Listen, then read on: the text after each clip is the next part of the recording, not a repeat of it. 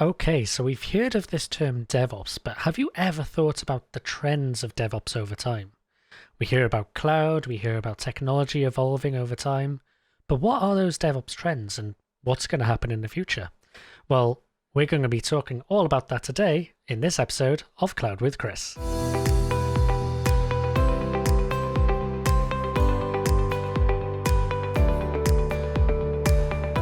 Hello there, welcome back to another episode of Cloud with Chris. You're with me, Chris Reddington, and here we talk about all things cloud. Now, thank you very much for joining. We've got another session focused on DevOps. It is a favorite topic on the channel, in case you didn't realize already, of course. And we've got an excellent speaker to join with us today to talk about DevOps trends. But before that, of course, please do support the channel. If you do like the content, hit the like button. And if you're not yet subscribed, like I think it's about 85% of you, please go and subscribe to the channel as well. And of course, share on to others that you think might enjoy the content as well. So with that, we have an excellent speaker for today's session. DevOps Trends is what we're going to be talking about. So let's go and introduce Daniele Fontani. Ciao, Daniela. How are you? It's good now. Perfect. Thank you, Chris, for inviting me here today talking about DevOps. In this talk, in this session, I will discuss about DevOps trend and DevOps future on 3 points. The first one is what is DevOps today, and this should explain why we are using DevOps and how much companies are using DevOps today. This is an important starting point for building all the our work as consultant, and for motivating also the job that we are doing in the digital transformation in the company. And the second point is about what is the future of the boss. So what will happen tomorrow? What are the technology or the trend that I need to follow to keep myself updated and be competitive in the market? And finally, the last point is how to survive to this change, because we see that it is not easy change. We are still seeing emerging buzzwords like NoOps, GitOps, and HapOps, and FinOps, and so it's very hard to keep updated ourselves, and how much of these buzzwords are really needed to continue our work and be competitive in the market. Excellent. So it's not easy, because and probably we can stay here with Chris talking about this topic for years, but we will try to probably come out with a solution by the end of this video. Awesome. I hope so. Excellent. No, good. I think we're in for a treat. I think it's going to be a great session. But I guess before we talk DevOps, let's talk about you first, Daniela. So sure. Who are you? Introduce yourselves to the listeners. I'm Daniele Fontani. I'm CTO in Sintra Consulting, that is an Italian company that is a player on digital transformation and e-commerce fields. We have, of course, a lot of projects, and my passion is about DevOps and IT in general. I like very much to contribute as on open source project. I'm open source lover. I was one of the first open source contributor in 2006, when was something very strange to put our time to do something for free. It was very strange for the people at the time, but I was one on the early mover on open source, and I like very much to have session talks and interview about DevOps and other trends to share my knowledge, and of course to get a lot of input from the people that follow my blog or this video, this channel. And I think that we can mix our knowledge, and that is one of the key point of the information technology. So the fact that people on other countries or other part of the world can share things between authors without any issues, any problems. We are a community that hasn't silos, so it's very nice to be here to break these silos. Great. No, excellent. And completely agree. We have no barriers in this community. We're all, together, working together, learning from each other. So a big fan, and thank you for joining. Appreciate it.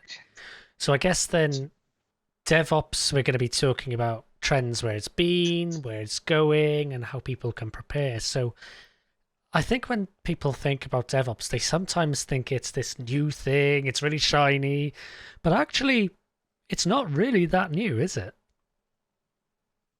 No, it was not new. I remember the first time I had a project about DevOps, I didn't know what was the name. I simply create a process that automates and that put together development part with the infrastructure. Then a colleague comes to me and tell, you are doing DevOps. Well, I'm doing DevOps. It's right. It was many, many years ago. And now it's something that everybody know, everybody of us know, of course. But really looking to the companies, looking to the many behavior you can find in the market, it's not always the same things. I'm bringing some number. I'm bringing some number that are very, very, very bad. Of course, I can present maybe, Sure. probably. Sure. I will try to share my screen, and I can do that. Perfect. Okay. What is DevOps today?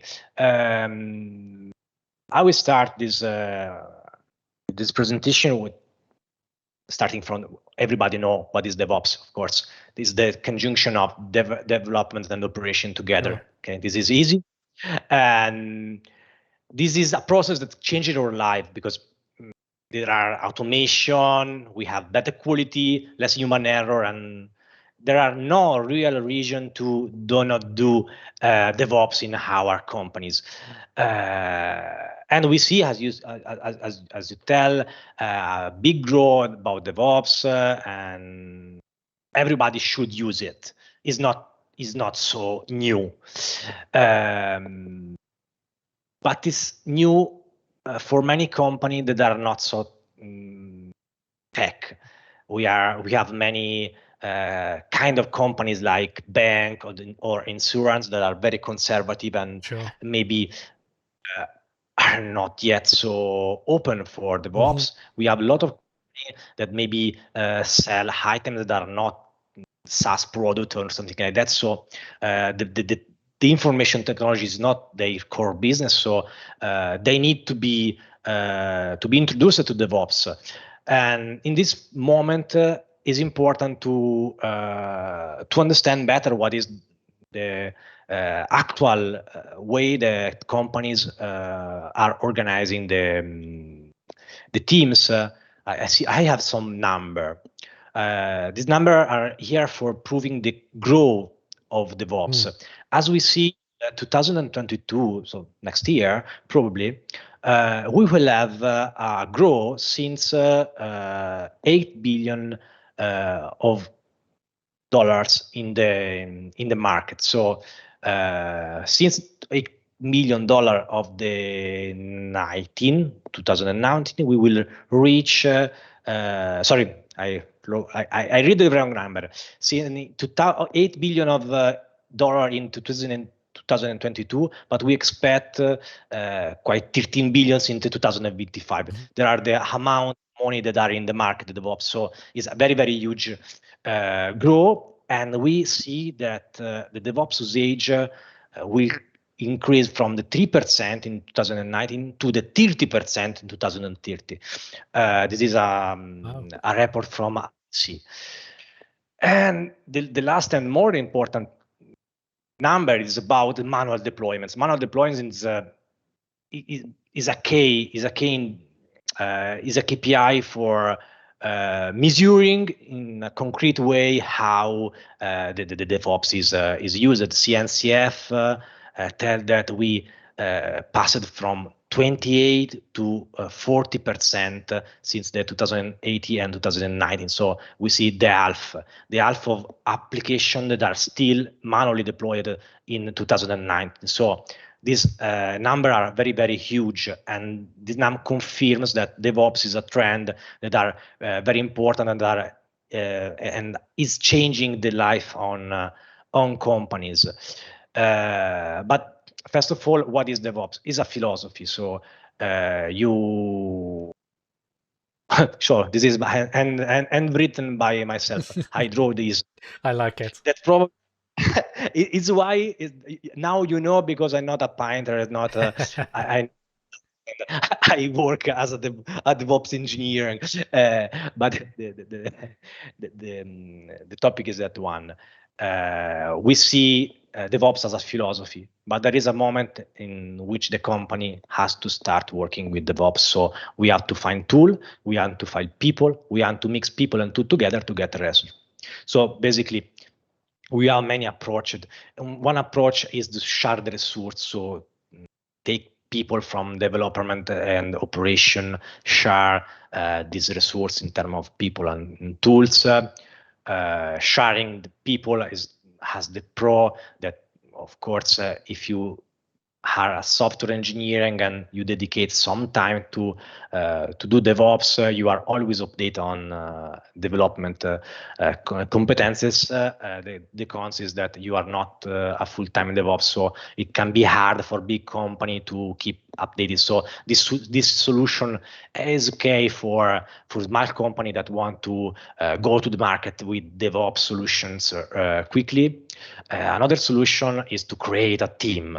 DevOps is a philosophy, but maybe you need a team for managing infrastructure and so on. This is another solution that the company often use. The pro is that it's always available, and these people are focused on DevOps, and you do not have any double hat conflict between I'm developer now, and in this time I have operation people. So this is another widely used solution that of course need to be trained, people to be trained and so on.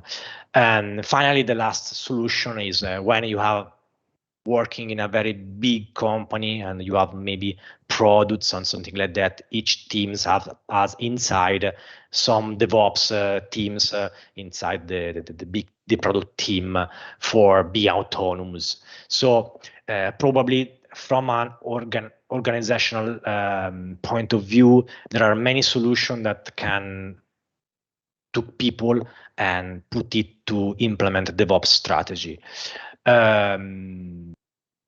Why I'm talking about creating new team in companies. You see, DevOps is not something new. DevOps is something that exists from 2009. But if you see these numbers are from 2019, I suppose. And we see that the 6% never heard about DevOps before. This is a huge number. And if you see the companies that has interiorly embraced DevOps, we are talking about 10%. So where is the other 9% of companies? This is the question. Is it an interesting question? It's a really surprising number. Like that. I guess it's the word fully, perhaps, that makes it so low, because I think lots of people are on the journey, but not necessarily living and breathing it. It's quite a surprising number, actually. I'm very surprised. Sure, me too. When I see this number the first time, so when I see that, the first reaction was, "It's not possible."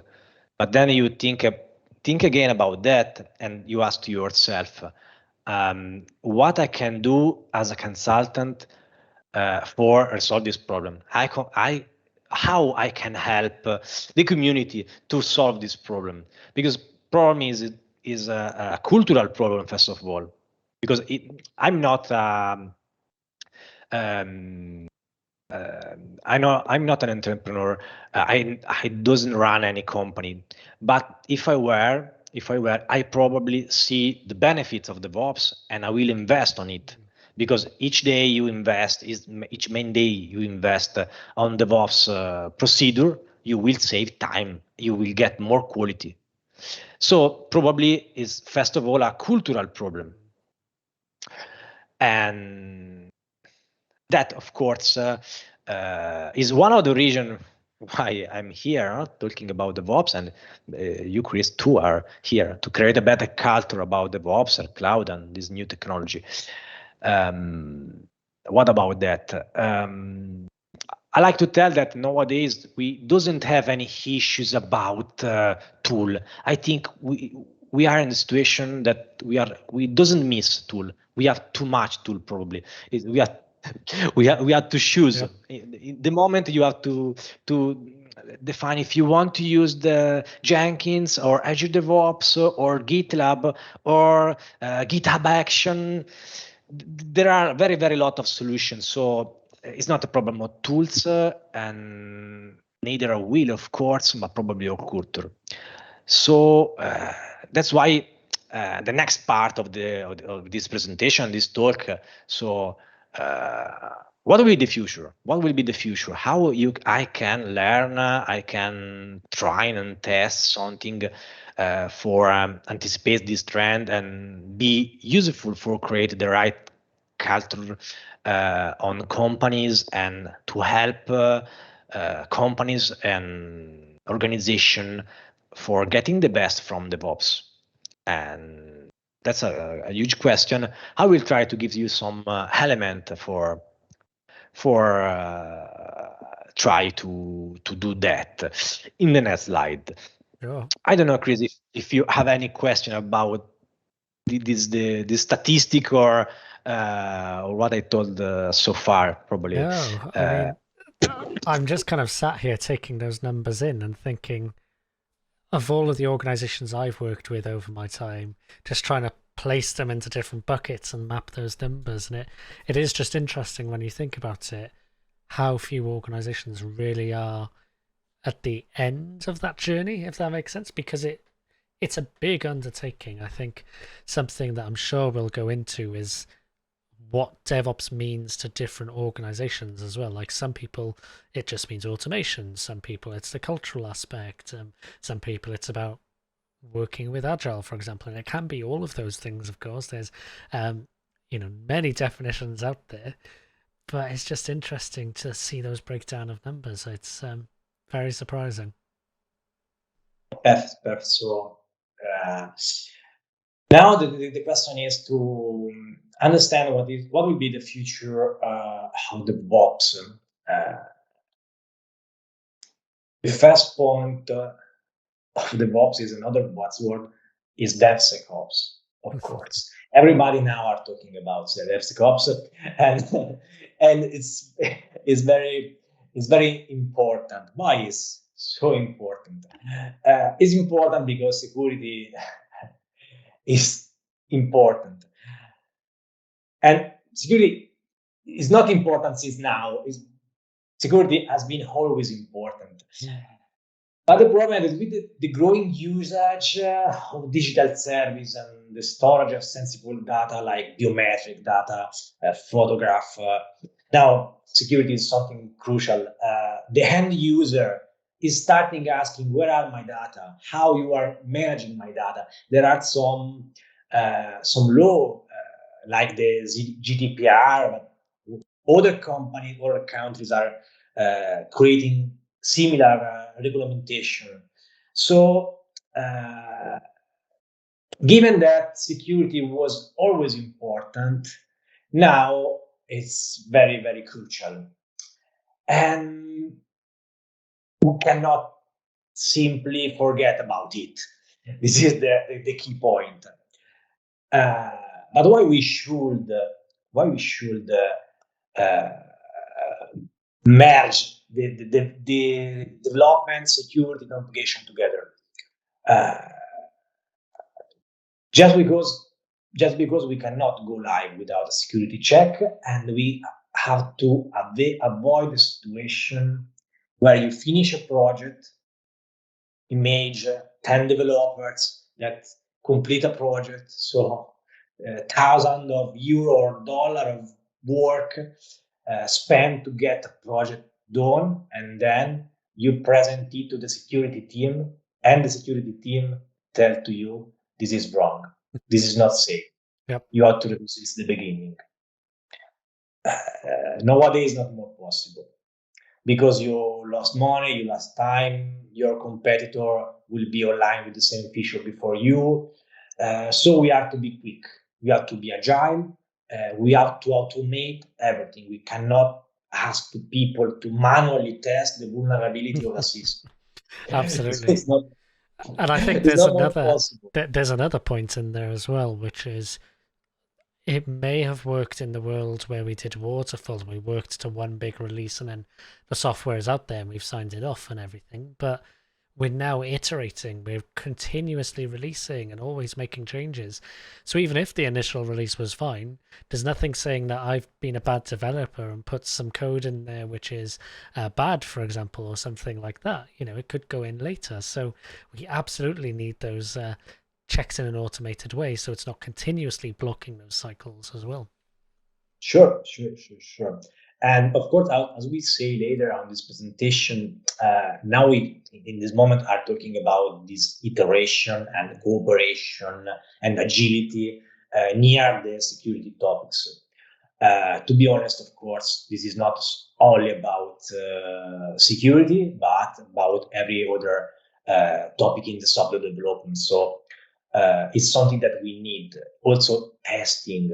We cannot finish a project, thousands of euros spent, and then just test if it's work or not. Or better, spend thousands of euros, do the same software, and show to the user only at the end and give the feedback. And maybe the user tell, I don't want this. I didn't need this. So we have wasted money and time. So of course, how we can save that part. This is the workflow we told. So when we have the security check at the end, of course, the problem is that if we simply design, do, and then test at the end, of course, we may miss the deadline. And of course, how you can do that? We can include security routine, security check, the security feedback inside the development process. So this is not a proof of fantasy from who coined this term, but if there was DevOps, now there is DevSecOps. So all three the topic together. So inside the team, inside the same cultural behavior to prevent security issues and so on.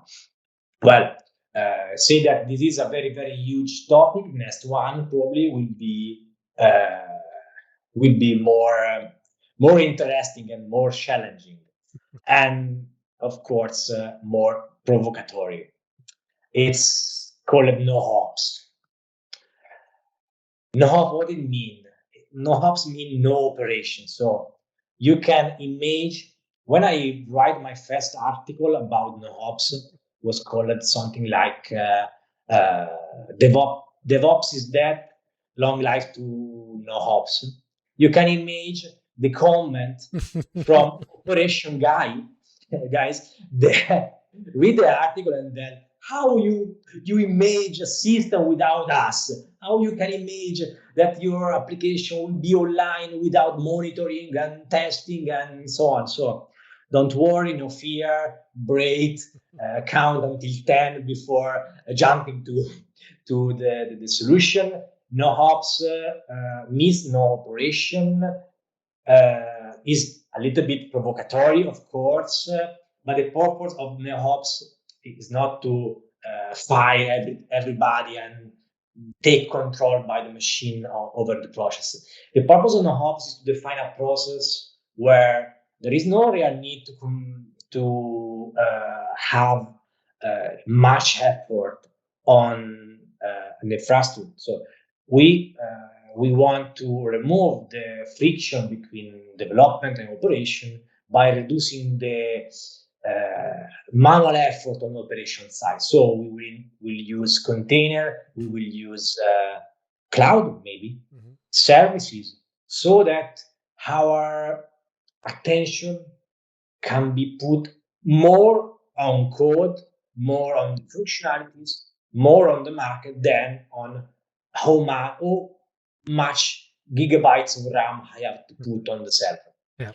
This is important because, of course, running the server is important. This is not the point, but the fact that you have to think about how many, how much, and you are here monitoring the system, really to put the RAM inside the server. This is wrong. This is completely wrong in 2021. I don't know what you think about that, Chris, but I think the cloud revolution teach that we have to focus more on the things that really matter and left this stuff to the people that do that for work. 100%. I think my favorite definition of DevOps, we've all seen about the delivery of value to end users, or we've all seen about the people, process, technology, and all that part. But the definition that Donovan Brown put together about delivering value to end users, those few words are so important, because what is the point in us working on iterations and different codes and priorities and all these things if the people we're building the software for don't get any benefit out of it? Like the no-ops kind of idea here as well. Like, if we spent all of our time and energy on changing into this model and our end users get nothing from it, what's the point? There's no value. But things like this, I do see the value, because if you can almost start automating all of those pieces, that takes your time and energy away from almost firefighting and focusing on keeping those systems up, working towards how can we work on innovation, how can we work on brand new things to get some new great experiences for our customers and for our users of our system as well. So there's balance, of course, in every single scenario you see this, but it makes sense to me. Something like GitOps, like you mentioned, I see as part of this journey as well, in fact.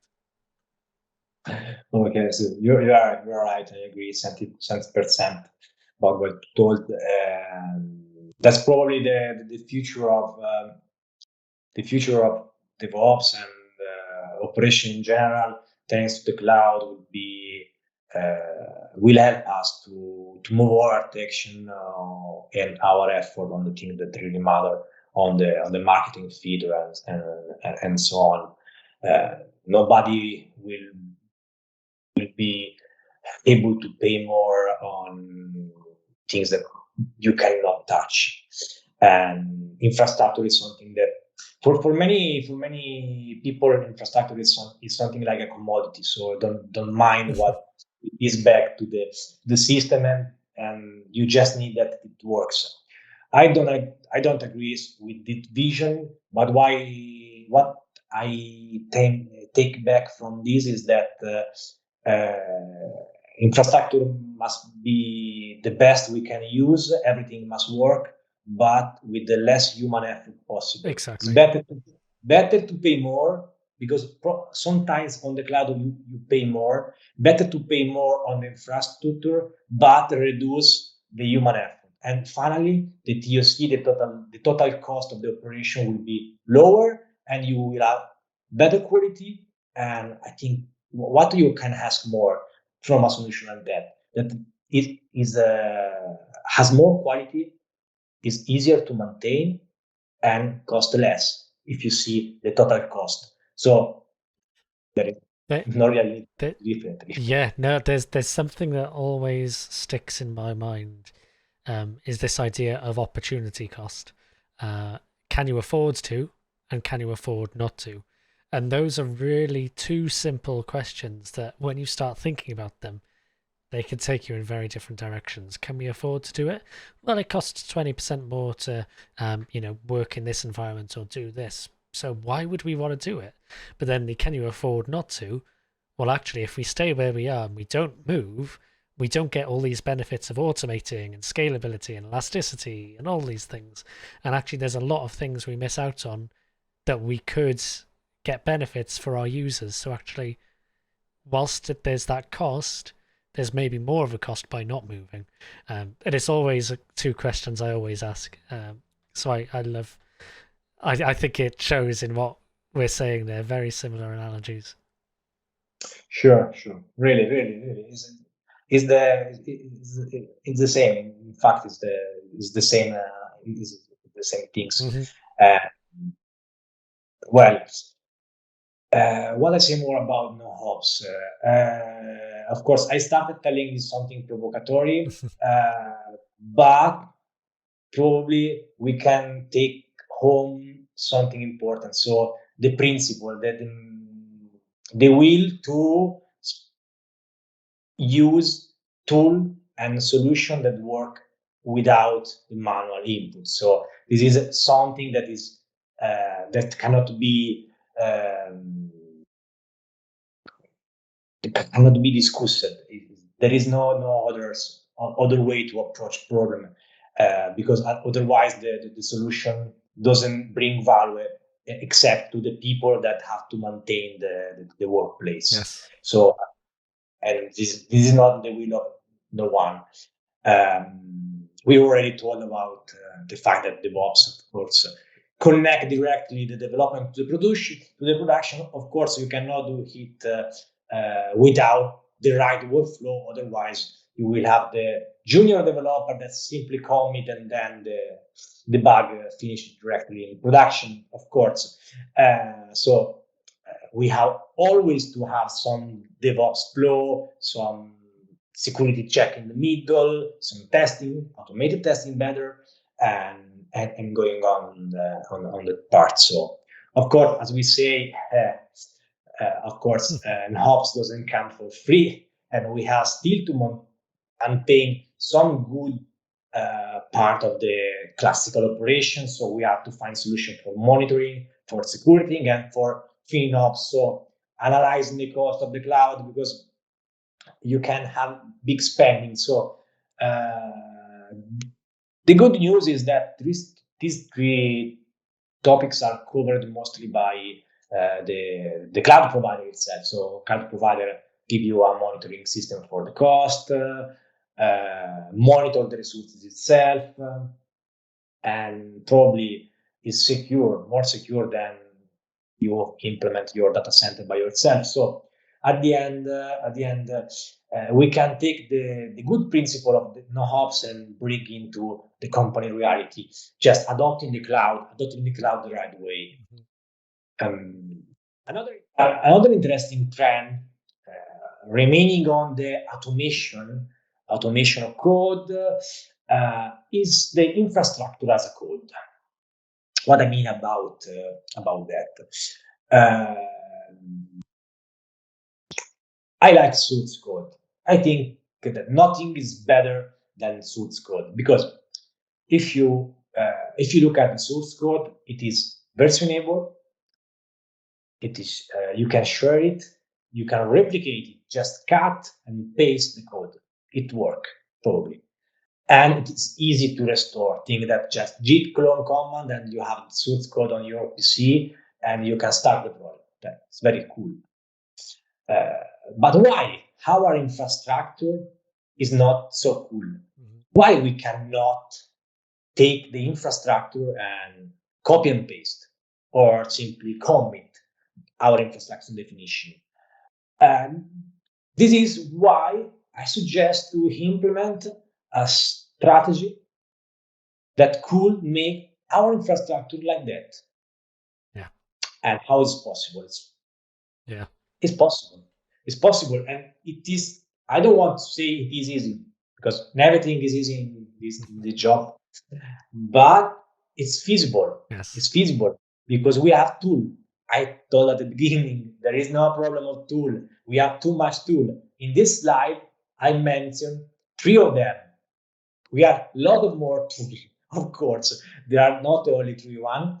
I picked the probably not the best 3, but the 3 one that can solve different kind of problem to cover all the possible situation. Yeah. Ansible is very good because automate script execution and task execution. So it's good because work also in virtual machine. For who is going to tell I'm with the hallway, I have a virtual machine, I cannot do that? Yes, you can do that. You can use Ansible, you can use tasks, you can schedule things, and you can prototype very, very, very lot of stuff, even in virtual machine. Then we have Terraform. Terraform is a very, very huge platform that, of course, can describe your infrastructure, is integrable with the cloud system, is integrable with everything, and another user solution. And then the intruder. The intruder is Kubernetes, of course, because it's not a tool for managing infrastructure as a code. Yeah. But in fact, it's a good compromise because you can describe the infrastructure by YAML file. So configuration file is source code. I can commit it.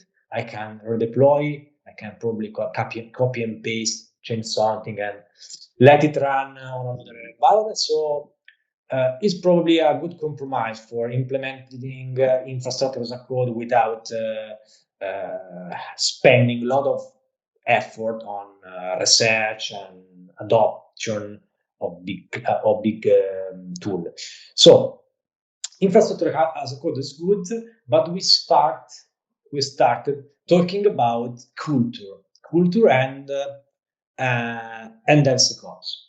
When we talked about DevSecOps, I think probably a few minutes ago, we told that it is important to avoid a situation where you do the project, at the end of the project, you get the mark that tell you are wrong. Well, perfect.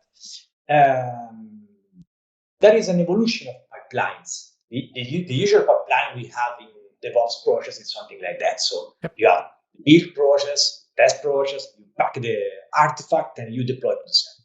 So it's a linear pipeline. It's a linear pipeline that is not open to all the company. Who see that pipeline? Developers, operation. DevOps is two terms. If we are doing DevSecOps, developer, security, and operation. So it's only one part of the company that see what happened under the hood. Where is my feature? Is blocked on test? Where is? A project manager don't know where is. And what about the entrepreneur who pay the investor? The investor don't know where is where is blocked the feature that are not going online and why. I think in the next future we will need more transparency company-wide. So how can do that? We can do that using a platform, a tool that bring all the people involved in the project together. And look at that figure.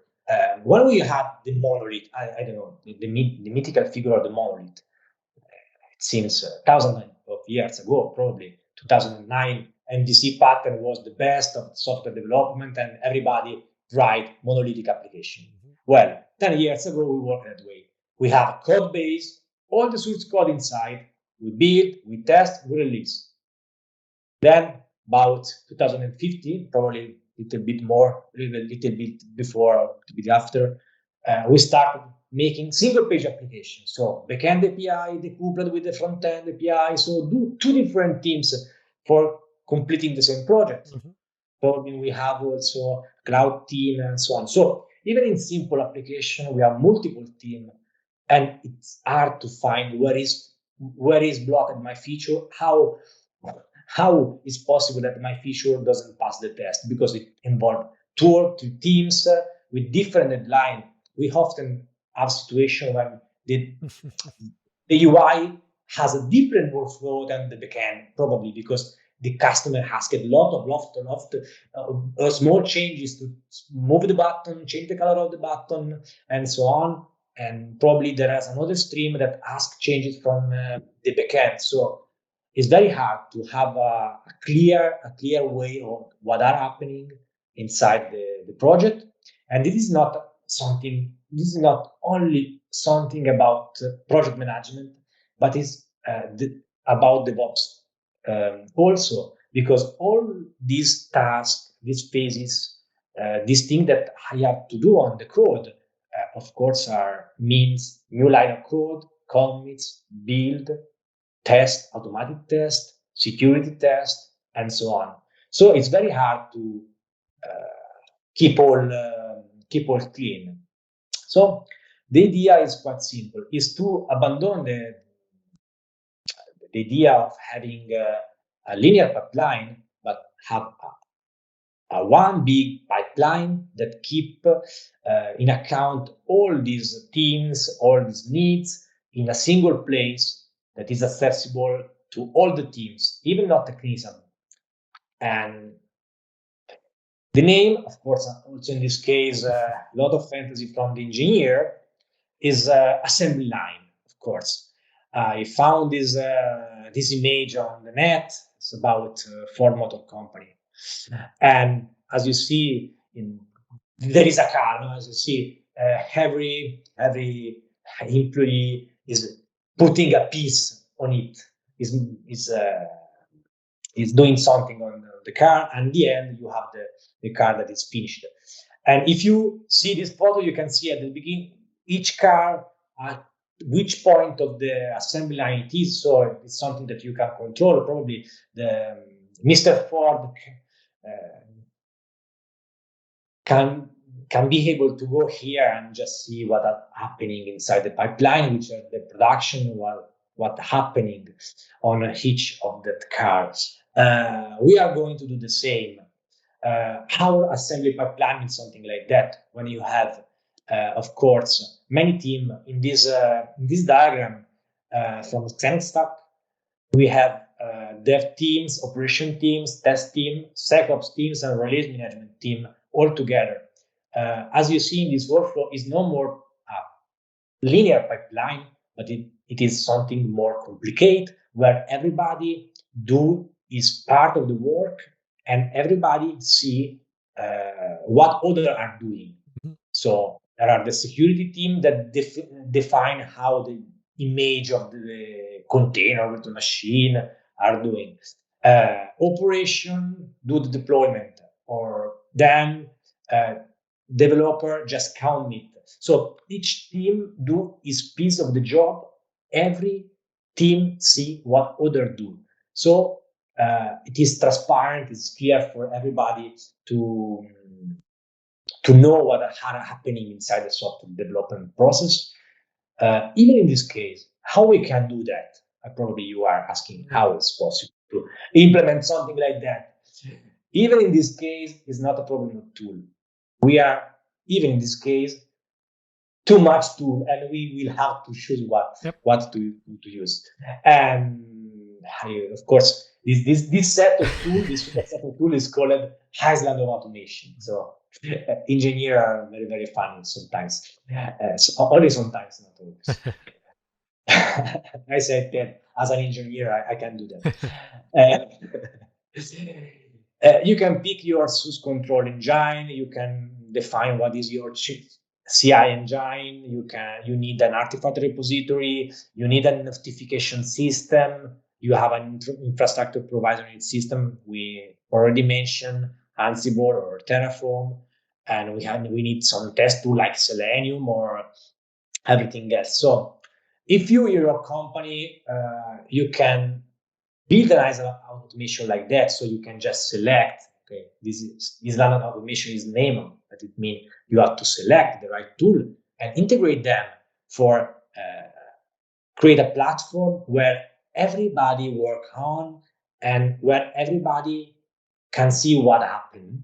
If you do that, of course, things will be faster and easier.